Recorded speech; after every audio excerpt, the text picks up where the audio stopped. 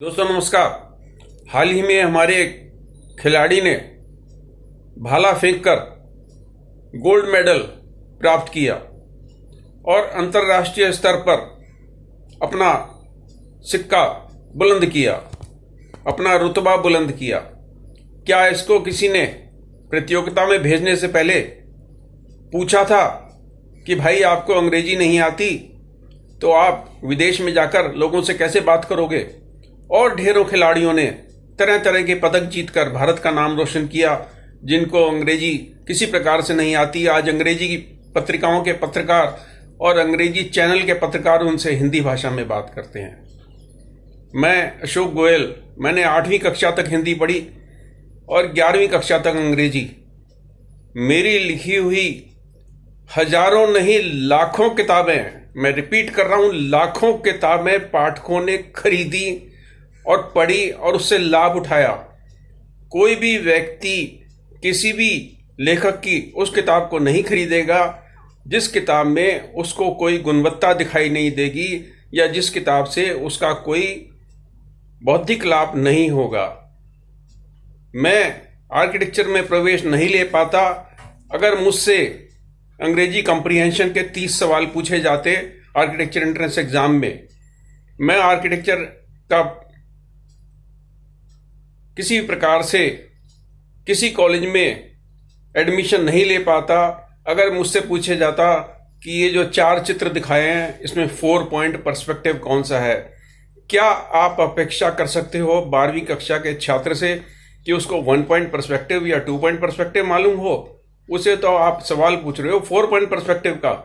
और सबसे विचित्र बात यह है कि उन 4 चित्रों में 4 पॉइंट पर्सपेक्टिव कोई था नहीं।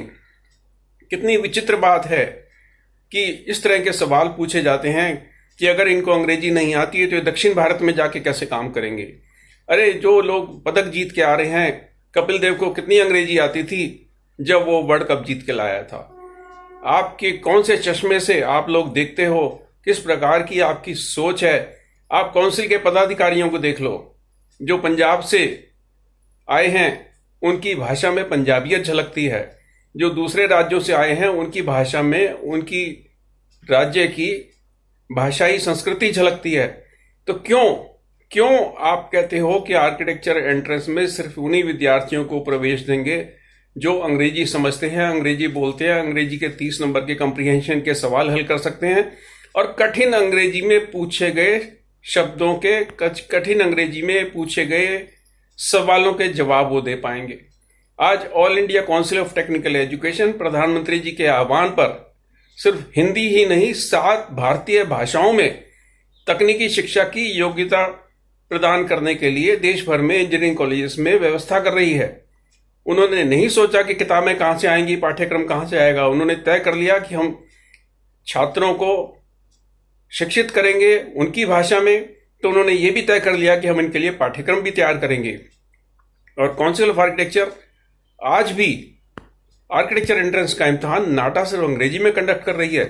देश भर में ढेरों आर्किटेक्चर कॉलेज हैं जो हिंदी भाषी क्षेत्रों में हैं, वहाँ के छात्र भली भांति हिंदी समझते हैं। कोई ऐसा कारण नहीं है कि वहाँ पर अगर 2 बैच चल रहे हैं, 3 बैच चल रहे हैं तो किसी एक बैच में आप हिंदी में शिक्षा प्रदान करनी शुरू कर दो। क्यों बार बार यह सवाल उठता है कि ये लोग विदेश में जाएंगे तो क्या काम करेंगे? विदेश में जो हमारी खिलाड़ी पदक जीत के आए हैं ये कैसे आए? ये अंग्रेजी के दम पे आए कि अपनी कला के दम पे आए कि अपनी प्रतिभा के दम पे आए कि इनके पास वो क्षमता थी जिसमें ये दूसरे प्रतियोगियों से आगे निकल सके? मेरा विनम्र निवेदन है मिनिस्ट्री ऑफ एजुकेशन से, शिक्षा मंत्रालय से, कि अगर तकनीकी शिक्षा इंजीनियरिंग में all India council of technical education के तत्वावधान में हिंदी में प्रदान की जा सकती है तो काउंसिल ऑफ आर्किटेक्चर को भी निर्देशित करे कि हिंदी में भी आर्किटेक्चर का एंट्रेंस एग्जाम हो और हिंदी में भी देश भर में स्टूडेंट्स को आर्किटेक्चर पढ़ाया जाए। नमस्कार, धन्यवाद।